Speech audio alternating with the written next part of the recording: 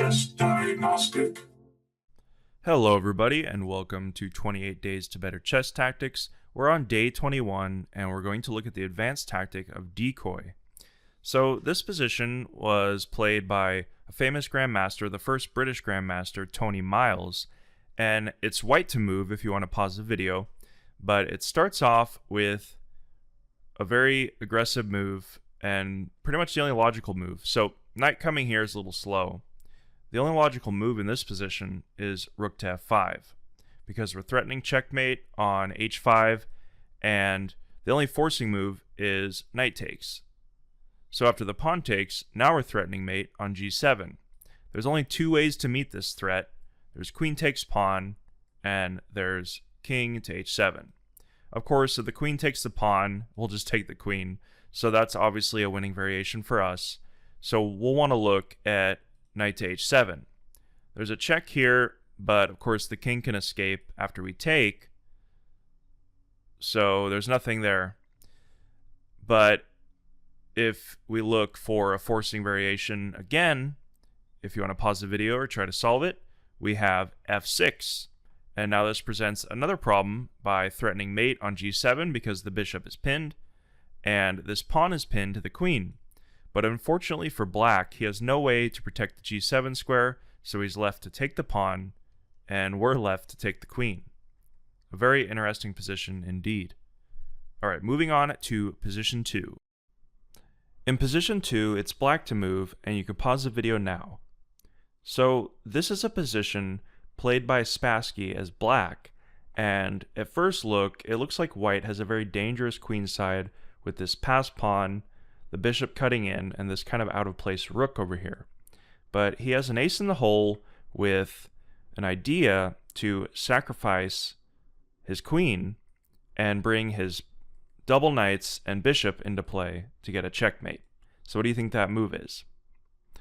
The only moves that really make logical sense are knight here, bishop here, or queen to f3. So queen to f3 looks very forcing because the only logical move is to take it because there's no way to prevent checkmate. Because with queen to f3, if the pawn takes, or it doesn't take, then there's no way to protect this square and prevent checkmate. So he has to take.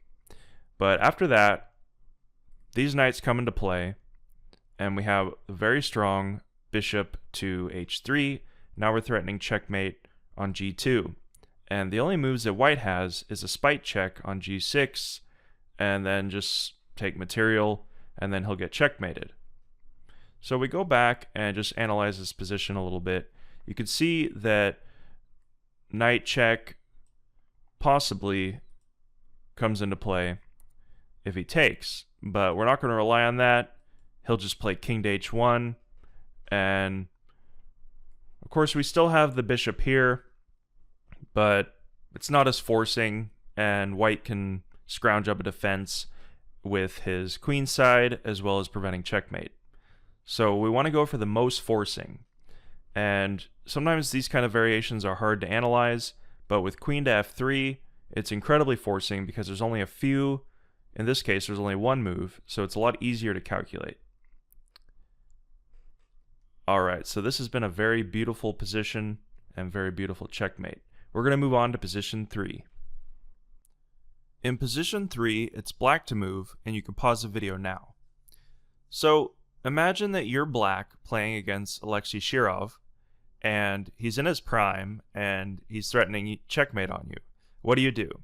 So this position is actually a draw, and I presented it because you should be able to analyze your opponent's threats as deeply as your own. And in this position, if you don't make the right decision, then you'll lose. So the only way to obtain a draw is with rook to a2, giving away a rook, and then getting a perpetual. Now the king would just go between here, and actually you just draw the game. Either way you draw the game, because if the king, for example, after you check, if the king goes back, then you'll just fork the queen and the king for a queen, and you'll just hold a difficult defense, but at least you won't be checkmated. And that's what Kevin Spraggett against Alexei Shirov decided to do. But, of course, you need to analyze what white is threatening. He's threatening check, and then the queen comes back, and he'll checkmate us.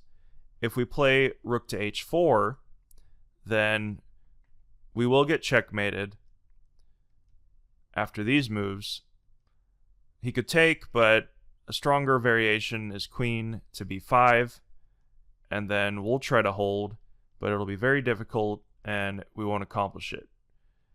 Even after we try to hold a defense, after rook to f7 check, the computer is suggesting we take, but even if we move, then he has this move.